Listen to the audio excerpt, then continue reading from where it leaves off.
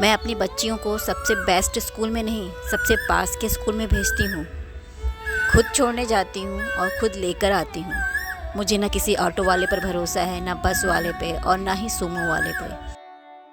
आज के दौर में अपनी लगते जिगर की सुरक्षा से समझौता नहीं कर सकती। अखबार खोलो तो दिल दहल जाता है।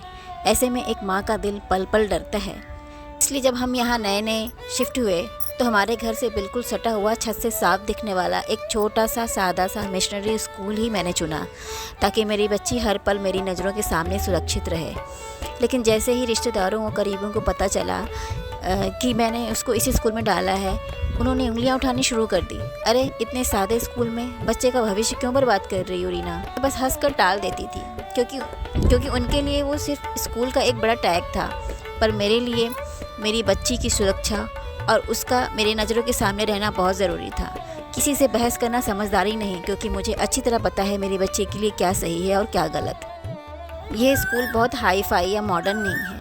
यहाँ की यूनिफॉर्म बहुत सादी है, लेकिन यहाँ की पढ़ाई बहुत डाउन टू अर्थ है। जहाँ बच्चों को खेलने का वक्त भी मिलता है, स्पोर्ट्स है और आखिरी पीरियड में सब कुछ दोहराया भी जाता है। और सबसे बड़ी बात, पूरे साल की फ़ीस बस 16,000 रुपये है। इस स्कूल की बेंच पर मेरी बेटी के साथ एक सिलेंडर डिलीवर करने वाले का बच्चा भी बैठता है, एक छोटी दुकान चलाने वाले का भी। मैं अपनी बेटी को यही सिखाती हूँ कि बेटा, इस दुनिया में सब बराबर है, सब इंसान हैं। हर किसी के साथ हंसकर बोलना और सम्मान देना ही सबसे बड़ा संस्कार है। सही गलत में फ़र्क करना मैं उसे सिखाती हूँ। घर के पास स्कूल होने से एक माँ को जो सुकून मिलता है वो कोई बड़ा स्कूल नहीं दे सकता। जब मेरा मन करता है मैं उसे गरम गरम लंच दे आती हूँ। कोई छोटी सी भी दिक्कत हो तो मैं 2 मिनट में वहाँ खड़ी हो जाती हूँ। छुट्टी होने से पहले ही मैं गेट पर मुस्तैद रहती हूँ, क्योंकि मैं अपनी बेटी को किसी दूसरे के भरोसे नहीं छोड़ सकती।